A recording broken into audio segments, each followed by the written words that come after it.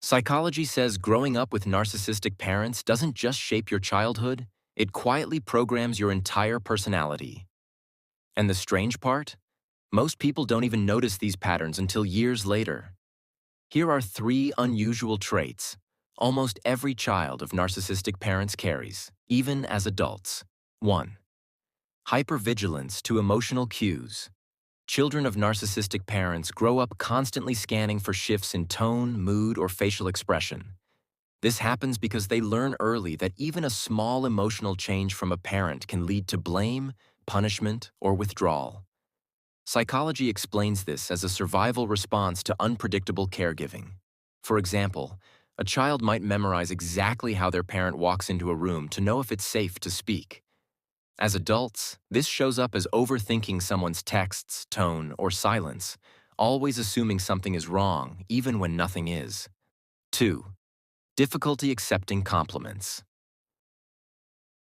People raised by narcissistic parents struggle to feel genuinely worthy because praise was often rare, conditional, or used as manipulation. Psychology links this to chronic self formed in environments where approval was never consistent. A real example is a child doing well in school but being told it's still not enough.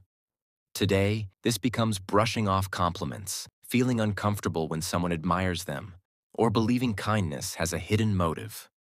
3. Intense need for control in relationships.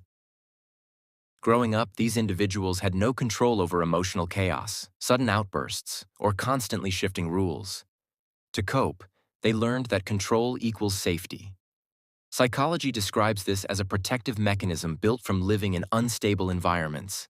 For example, a child might try to keep everything perfect so a parent won't explode. In adulthood, this can turn into needing routine, wanting constant reassurance, or feeling anxious when things become unpredictable, even in healthy relationships. Here's the truth. Psychology wants you to know these traits don't mean you're broken. They mean you survived. To heal, start small. Say no once a week. Pause before apologizing. Notice your own needs before everyone else's.